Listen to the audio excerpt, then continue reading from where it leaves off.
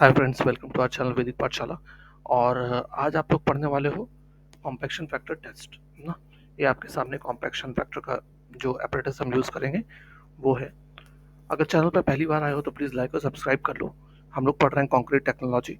और ये जो लेक्चर है ये आपके बहुत काम आएगा। आपके सेमेस्टर एग्जाम में भी बहुत काम आ सकता है या फिर आपके कॉम्पिटिटिव एग्जाम में भी बहुत काम आ सकता है। ठीक है, चैनल पर पहली बार आए हो तो एकदम सब्सक्राइब कर लो फटाफट, और वीडियो अपने फ्रेंड्स को भी शेयर कर लेना। ठीक है, तो देखो, इससे पहले हम लोग पढ़ चुके थे। आपका इमीडिएट पहले हमने पढ़ाई का स्लम्प टेस्ट।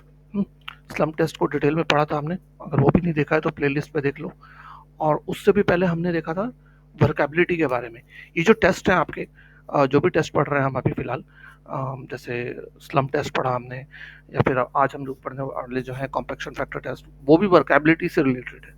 ठीक है, तो वर्केबिलिटी क्या होती है, उसकी प्रॉपर्टीज क्या है, क्या फैक्टर्स उसको अफेक्ट करते हैं, ये सारा देख नहीं पढ़ा है आपने तो प्लीज़ हमारे प्लेलिस्ट को चेक करो।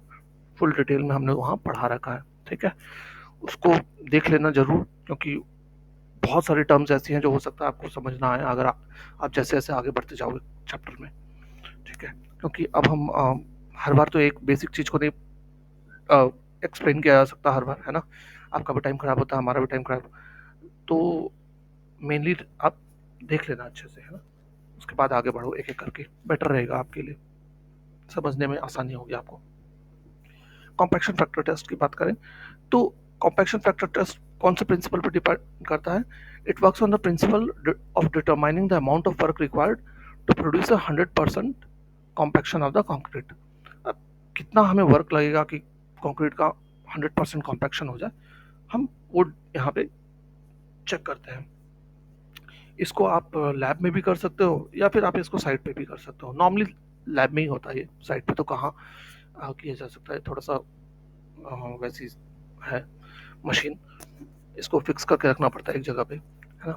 It is more accurate than slump test and it is also applicable to the medium and low workability. अब देखो, जो आपका स्लम्प टेस्ट था वो मेनली हाई वर्केबिलिटी वाले कॉन्क्रीट्स पे एप्लीकेबल था, लेकिन स्लम्प टेस्ट आपका लो और मीडियम दोनों वर्केबिलिटी वाले कॉन्क्रीट पे एप्लीकेबल हो जाता है। ठीक है, but for concrete of very low workability this test is not suitable. अब बहुत ही लो वर्केबिलिटी है तो वहाँ भी ये सुटेबल नहीं रहेगा। चलो, हम सबसे पहले apparatus के बारे में जान लें। अब ये देखो, आपका जो अपर हॉपर है ना, इसका डाया है 250 mm। इसको हॉपर बोलते हैं। ठीक है, ये जो ट्रायंगल से बना हुआ है ना, इसको हॉपर बोलते हैं। ठीक है, अपर वाले हॉपर का डाया कितना है, 250 mm। ठीक है, बॉटम डाया 125। एक तो अपर, ये अपर हॉपर है। अपर हॉपर का भी अपर डाया कितना है, 250 mm। उसका नीचे वाला डाया कितना है, उसका ठीक आधा 125 mm। ठीक है, फिर लोअर हॉपर आ जाता है। लोअर हॉपर में अपर डाया कितना है, 225 mm। ठीक है, इसका अपर डाया 225 और नीचे वाला 125। ठीक, ये दो चीजें आपको याद रखनी है। हाइट ऑफ द हॉपर भी आपको याद रखनी है, दोनों केस में 225 है। इसकी आप ऊपर से लेकर के नीचे डाया तक हाइट कितनी है, 225 mm। दोनों की सेम है। ठीक है, तो ये डायमेंशंस एकदम याद रखना टू द एकदम। अगर कॉम्पिटेटिव एग्जाम दे रहे हो ना भाई, तो 100% डायमेंशन आती है, यहाँ से पूछ लेता है। मेन इसका है ही ये, डायमेंशन ही आपका आता है कॉम्पैक्शन फैक्टर टेस्ट से। ठीक है, फिर सबसे नीचे में आप एक सिलेंडर लेते हो जिसका कैपेसिटी है 1000 ml, और डाया 150 mm रहता है, और लेंथ होती है 300 mm की। ठीक है, हाइट होती है 300 mm, डाया 150, हाइट 300 mm। एक टेम्परी रॉड चाहिए और ट्रॉवल चाहिए होते हैं। ठीक है, और देखो इनके नीचे में ना ये हिंजेस लगे हुए हैं, देख लो फ्लैप डोर्स हैं। इसके नीचे ये फ्लैप डोर है, इसके नीचे ये फ्लैप डोर होता है। वो फ्लैप डोर क्या होता है, ये इस तरीके से नीचे से खुल जाता है। ठीक है, इसको हम खोल देते हैं, ये खुल जाएगा। ठीक, अब देखो प्रोसीड्यूर समझ लेते हैं क्या है, बाद में आप इसको देखना स्लम्प टेस्ट, स्लम्प इन एमएम, कॉम्पैक्शन फैक्टर, ये सब। ठीक है, प्रोसीड्यूर कैसे, पहले हम सबसे पहले वेट करेंगे एम्प्टी सिलेंडर का। ये जो सिलेंडर है नीचे में, सबसे पहले हम इसका वेट लेते हैं। इसको हम मान लेते हैं W1 आया। ठीक है, W1 kg कुछ भी आया हो। फिर हम सिलेंडर को वापस बेस में फिक्स कर देते हैं। फिर हम 4 मिक्स प्रिपेयर करते हैं जैसे हमने स्लम्प टेस्ट में किया था। सीमेंट सैंड एग्रीगेट का रेशियो वही रखेंगे 1:2:4, और सीमेंट वाटर सीमेंट रेशियो रखेंगे इस बार 0.5, 0.6, 0.7 एंड 0.8 रेस्पेक्टिवली। ठीक, इससे हम 4 मिक्स बना लेंगे इन अलग अलग वाटर मिक्स और वाटर सीमेंट रेशियो से। फिर उसको सबसे पहले वाले को अपर हॉपर में डालेंगे। ठीक है, अपर हॉपर में डालेंगे, और इस बार हम कोई कॉम्पैक्शन नहीं करेंगे। पिछली बार कैसा था, हमने स्लम टेस्ट में 25-25 बार उसको करके कर रहे थे, है ना, लेयर्स में डाल रहे थे, उसके बाद हर लेयर पे 25 बार उसको कॉम्पैक्ट करते थे। लेकिन इस बार क्या करेंगे, बस डाल देंगे और भर देंगे। और भरने के बाद हम क्या करेंगे, इसको खोल देंगे फ्लैप गेट को। ठीक, फ्लैप गेट को खोल देंगे। फिर थोड़ा सा भरने के बाद हम इसको थोड़ा सा रहने देंगे। ठीक है, उसको भरने के बाद उसको अपर हॉपर को भरने के बाद थोड़ी देर कुछ मिनट रहने देंगे, उसके बाद खोल देंगे उसका फ्लैप। फ्लैप खोलेंगे तो वो नीचे गिरेगा, नीचे आके गिरेगा किस पे, दूसरे वाले हॉपर में, है ना। इसको खोल देंगे तो ये इसके अंदर आके गिरेगा, तो इसमें भर जाएगा। ठीक, fall in the cylinder lower hopper. Lower hopper में आता है, जैसे ही लोअर हॉपर में आता है, पिछली बार हमने क्या किया था, कुछ मिनट रहने दिया था, लेकिन इस बार बिल्कुल भी नहीं रहने देंगे। जैसे ही लोअर हॉपर भरता है वैसे ही हम ये वाला खोल देंगे। ठीक है, इसका फ्लैप डोर खोल देंगे, और वो आके नीचे सिलेंडर पे गिरेगा, है ना, सिलेंडर भर जाएगा। फिर सिलेंडर का क्या करेंगे हम, जो अगल बगल है और सिलेंडर का टॉप तक भरा हुआ है, बाकी ट्रॉबल से हटा देंगे, और सिलेंडर को क्या करेंगे, हम फिर से वेट कर लेंगे। इस बार जो वेट आया उसको हम W2 kg मानेंगे। ठीक है, अब फिर से अपर भरेंगे हम, लेकिन इस बार हम कॉम्पैक्शन करेंगे। पहली बार विदाउट कॉम्पैक्शन, इस बार कॉम्पैक्शन करेंगे। इस बार वैसे ही कॉम्पैक्शन करेंगे जैसे हमने स्लम्प टेस्ट में किया था, 1/4 भरेंगे, 25 बार टेम्पर करेंगे उसको, फिर ऐसे करके 4 लेयर में भरेंगे, और उसके बाद रिलीज करेंगे। ठीक है, सेकंड रिलीज करेंगे, फिर वो नीचे वाले हॉपर में आएगा, फिर नीचे वाला हॉपर जैसे ही भरेगा उसको फिर से खोल देंगे, वो सिलेंडर में आकर गिरेगा। सिलेंडर का इस बार फिर से हम वेट करेंगे, उस वेट को W3 बोलेंगे, और फिर कॉम्पैक्शन फैक्टर निकालेंगे। कॉम्पैक्शन फैक्टर कैसे निकलता है, W2 minus W1 upon W3 minus W1। जो वैल्यू आएगी उसको हम कहेंगे कॉम्पैक्शन फैक्टर वैल्यू। ठीक है, तो अब आपको क्लियर हो गया हो ये वाला मेथड किस तरीके से करना है।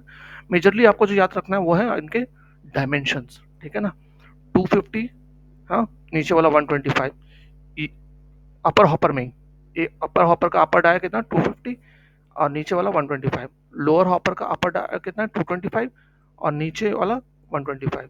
लेंथ दोनों की कितनी, हाइट दोनों की कितनी है, 225 mm। ठीक है, ये याद रखना। सिलेंडर का भी आपको याद रखना है, 1000 सीसी का तो ये रहेगा, 1000 ml बोलो, सीसी बोलो, एक ही बात है। और 150 इसका डाया रहेगा, और 300 इसकी हाइट रहेगी। ठीक, अब देखो कॉम्पैक्शन फैक्टर हमने निकाला। अब कॉम्पैक्शन फैक्टर 0.78 आ रहा है, तो हमें पता चल जाएगा कि स्लम्प वैल्यू कितने से कितने होनी चाहिए, 0 से 25। इसकी वर्केबिलिटी कितनी होती है, वेरी लो। कहाँ कहाँ यूज कर सकते हैं, बाइंडिंग कंक्रीट में या शैलो सेक्शन में, पेमेंट्स में यूज कर सकते हैं हम इसको। ठीक है, अगर कॉम्पैक्शन वैल्यू आती है 0.85, तो इसकी वर्केबिलिटी भी लो ही होती है।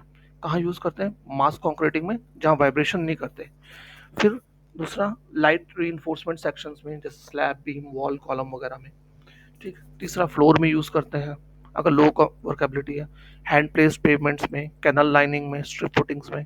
ठीक, अब आपको क्या दे देगा, ये वाली चीजें दे देगा। कैनल लाइनिंग में जो हम कंक्रीट यूज करते हैं उसका कॉम्पैक्शन फैक्टर कितना होना चाहिए, आप बताओ जी। नहीं याद रहेगा तो नहीं लिख पाओगे। ठीक है, स्ट्रिप फुटिंग में कितनी रहनी चाहिए कॉम्पैक्शन फैक्टर, 0.85। ठीक है, तो इस तरीके से आपको याद रखना है। अगर कॉम्पैक्शन फैक्टर 0.92 है तो इसको हम बोलेंगे मीडियम वर्केबल है। कहाँ यूज करते हैं, हैवी रीइंफोर्स्ड सेक्शन में, स्लैब्स में, बीम्स पे, वॉल्स में, कॉलम्स में। पम्प्ड कंक्रीट अगर जहाँ होता है, स्लिप फॉर्म वर्क जहाँ हो रहा है वहाँ यूज करेंगे। ठीक है, अगर कॉम्पैक्शन फैक्टर 0.95 है तो इसको हम बोलेंगे हाई वर्केबिलिटी वाला कंक्रीट है। इसको कहाँ यूज करते हैं हम, ट्रेंच के फिलिंग में, कंजेस्टेड रीइंफोर्स्ड सेक्शंस में, इन सिटू पाइलिंग में। इन सिटू पाइलिंग मतलब साइड पे ही पाइलिंग जहाँ होती है वहाँ पे यूज करते हैं। ठीक है, हाईली वर्केबल। तो ये उसके यूजेस हो गए, कहाँ पे क्या होगा कॉम्पैक्शन फैक्टर के हिसाब से। ठीक, तो आपको ये याद रखना है।